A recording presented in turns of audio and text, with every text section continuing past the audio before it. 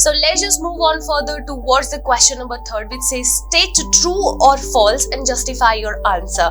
So the very first part says that sin A plus B should be equal to sin A plus sin B, and the second part says that the value of the sin theta increases as theta increases.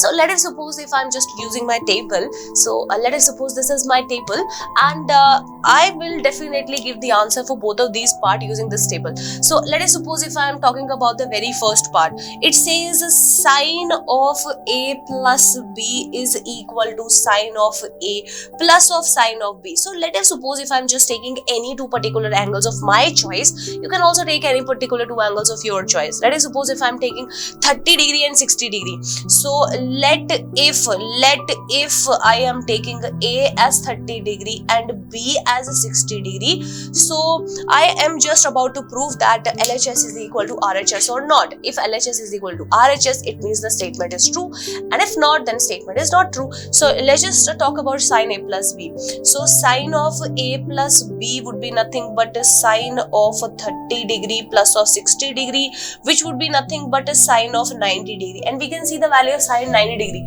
Sin 90 degree is actually nothing but is equal to 1. So LHS we are getting as nothing but 1. Now let's just talk about the RHS. We have sin of A. Sin of A is nothing but sin of 30 degree. Sin of B is nothing but sin of 60 degree. So as you can see, sin of 30 degree is nothing but a half.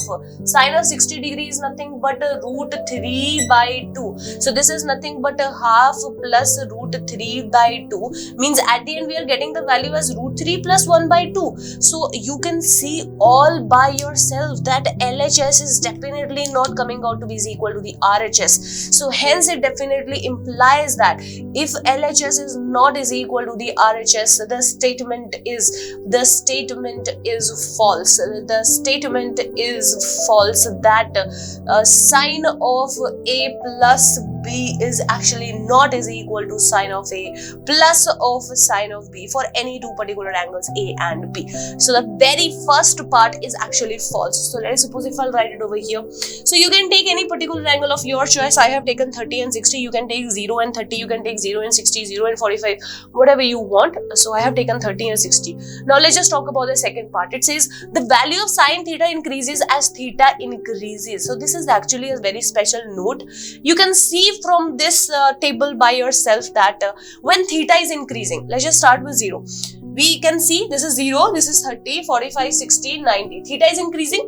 Since theta is increasing, you can see the value of a sine is first of all 0, half means there is an increase, 1 by root 2 an increase, root 3 by 2 an increase, 1 is an increase. What does it mean?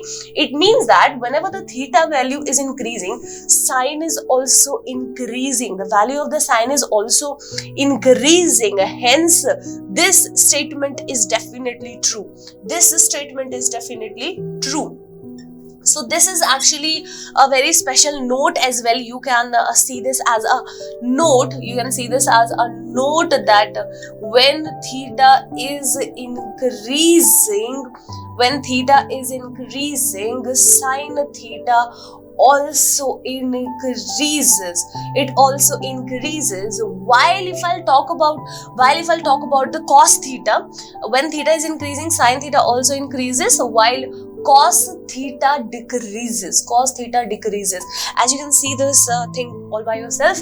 As the theta is increasing, as you can see, cos A has a value maximum at 0 means 1. Then root 3 by 2 which is less than 1, then 1 by root 2 which is less than root 3 by 2, then is half which is less than half, then is 0 which is less than half again. So this is actually decreasing.